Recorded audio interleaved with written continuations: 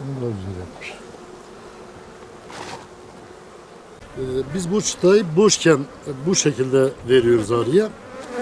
Tabii arı bunu kendisi bu mumu örüyor. Mumu tamamıyla ördükten sonra doğadan getirdiği balla bunları dolduracak. Şurayı görüyor musun abi? Bak kapatmış. Bu yavrudur bunun içinde abi.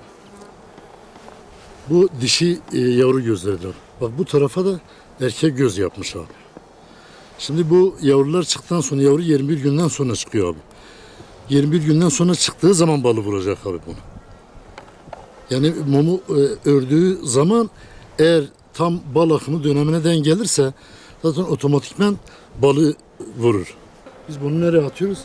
Biz bunu iki yavru arasına atıyoruz ki arı da yavru üşümesin diye buraya mum örüyor. Ve bu durumda karakoğan balığı elde etmiş oluyoruz. Çocuğumuz kalkıyor, diyor üşüyorum. Biz kendi yatağımıza alıp onu ısıtmaya çalışıyoruz. Arının içgüdüsünde de o var. Yavrusu üşümesin diye abi mum örer o abi. Bu boşluğu kapatmış olur. Şuradaki bu boşluğu tamamıyla organik mum yapar ve biz onu karakoğan balığı olarak öğretmiş oluruz abi. Tillo'a bağlı Hatran köyünden sağlıklı bir şekilde ilkbahar bakımını yapamadık arada. Yağışlardan dolayı tam istediğimiz randımanı alamadık. Biz bakımlar geç başladı. 2026 yılı bütün arıcılara, bütün ziraatla uğraşan Türkiye halkına bol bereketli bir yıl olmasını diliyorum. Bahar bakımını bitirmiş durumdayız. Yavaş yavaş artık arıyı bala hazırlayıp bal dönemine geçeceğiz Allah'ın izniyle. Biz bu arada gezginci arıcıyız. Tillo balı kalitesinden dolayı ben 100-200 tane arı her yıl Tillo'da bırakıyorum. Tillo balı çok güzeldir, çok kalitelidir. Arıda bakım olmazsa olmaz zaten. İlkbahar bakımı çok önemli abi. İlkbahar bakımı başladığı zaman arıyı kontrol ederken mutlaka ana arıyı da kontrol etmek gerekiyor abi. Arının içinde nem var mı, küf var mı? Mutlaka küflü çıtalar varsa o çıtaları imha etmek gerekiyor. Arıcılıkta en önemli şey kraliçe ana arının genç olmasıdır abi. Yaşlı kraliçe ana olduğu zaman istediğin performansı elde edemiyorsun. Ve biz o bakımı yaptıktan sonra yavaş yavaş arıyı çoğaltıp sayıyı maksimum seviyeye çıkarmamız gerekiyor.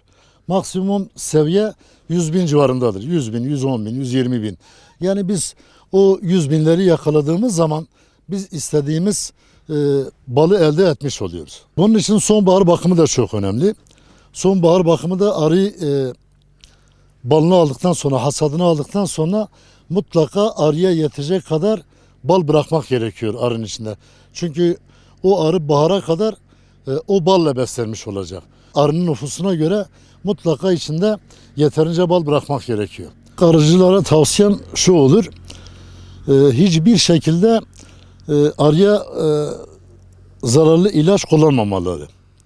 Tamamıyla organik ilaç üzerinden özellikle varroa mücadelesinde varroa biliyorsunuz bir hastalıktır. Riskli bir hastalıktır. Varroa mücadelesinde de bulunduğun zaman mutlaka organik ilaçlarla mücadele etmek lazım. Ben bütün arıcılara önerim kesinlikle özellikle glikoz, kanserojen içerikli ilaçlardan uzak dursunlar. Bereketli bu yıl diliyorum. Allah kimseyi utandırmasın.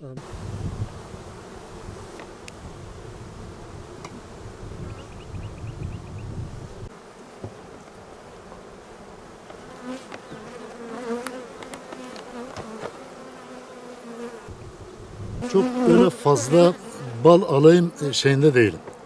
Yeter ki balın kalitesi güzel olsun abi. 10 çıta alacağım ama 5 çıta alayım. Ama insanlar da bu balı kendi çocuklarına yedirdiği zaman ne yediğini bilsinler abi.